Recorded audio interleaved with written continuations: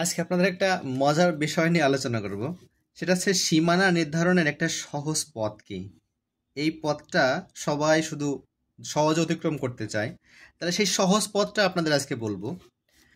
ধরুন 274 নং দাগের উত্তর পাশের এবং দক্ষিণ পাশের দুটো সীমানা বা প্লট যদি আপনি চৌহদ্দি করতে পারেন, তাহলে এইখানে জমির পরিমাণটা আপনি খুব সহজে বের করতে পারবেন। এখন সরজমিনে এবং নকশায় এই সীমানাটা আপনি কি করে বের করবেন? এই যে ফিক্সড পয়েন্ট, এটাকে বলে ফিক্সড পয়েন্ট। এই ফিক্সড পয়েন্টটা আপনি কি করে বের করবেন? এই ফিক্সড পয়েন্টটা বের করলে এটা বের করা সম্ভব, এটা বের করা সম্ভব, এটাও বের করা সম্ভব। এই ফিক্সড পয়েন্টটা বের করার জন্য আপনি দেখবেন যে সরজমিনে কোথাও কোনো টাওয়ার স্টেশন আছে কিনা, এরকম টাওয়ার স্টেশন আছে কিনা, অথবা কোনো কারেন্টের খুঁটি বা এরকম পিলার আছে কিনা, এই জিনিসগুলো আপনি ফলো করবেন। টাওয়ার স্টেশন নতুন পুরাতন এবং এই পিলারগুলো আছে কিনা, এই পিলারগুলো আছে কিনা এটা আপনারা চিহ্নটা দেখবেন। এটা হচ্ছে কারেন্টের যে খাম্বার খুঁটি, সেটা হচ্ছে এরকম।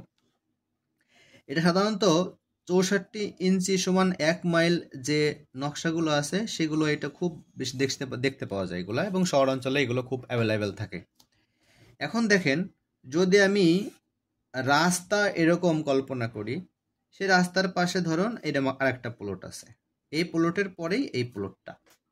এখন অনেক আমিন যেটা বলে, এটা আসলে ওরা কোথায় পাইছে, কোন বইতে এগুলো পাইছে জানে না, যে পুরো রোডটা ধরুন এইটুকু, এখন রোডের মাঝখানে একটা পিচ ঢালা রাস্তা হয়েছে ধরুন 12 ফিটের বা 15 ফিটের, এই সোজা গেল।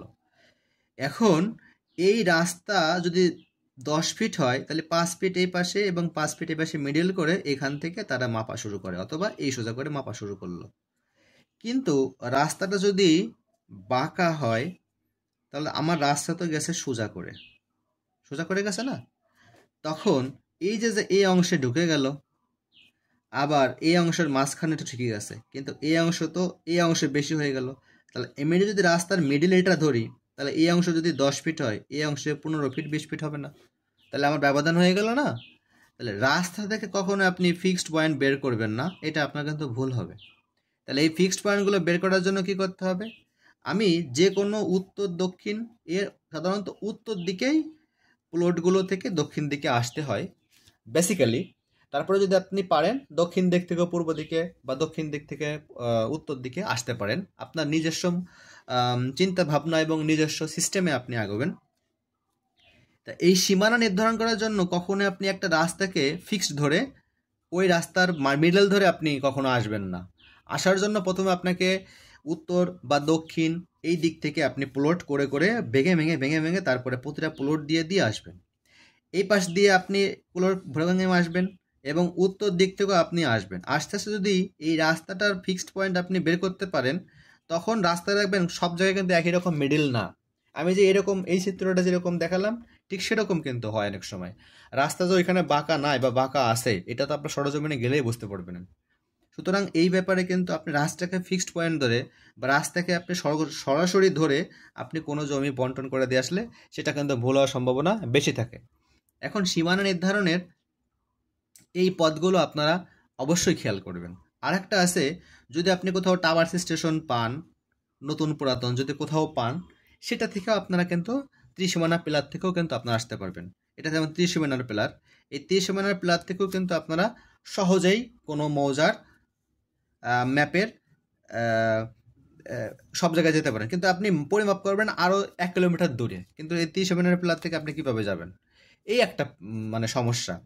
সেক্ষেত্রে আপনি চিন্তা করবেন যে আমার প্লট বাই প্লট, প্রতিটা প্লট যখন আমি পার্ট বাই পার্ট আমি যখন একজনকে দখল নকশা এবং সরজমিন দখল বুঝে দিতে পারবো, তার পরের প্লটটাও কিন্তু আমার ওইভাবেই আমার দখল বুঝে দিয়ে দিতে আমি ওইখানে যাব। এভাবেই কিন্তু আপনি সীমানা নির্ধারণ করে সহজ পথে অবলম্বন করতে পারবেন। আপনি যখন একজন বলবে যে ভাই এইখানে সীমানাটা কোথায়, এখানে আপনি এখান থেকে এইখানে আসলেন, দেখলেন আপনার সহজ গুনিয়া থেকে আপনার সরজমিন মিল কিনা, এখান থেকে আপনি এখানে আসলেন, দেখলেন মিল কিনা, যদি এরকম মিল পান তাহলে যে কোনো একটা পয়েন্টকে আপনি ফিক্সড পয়েন্ট ধরবেন।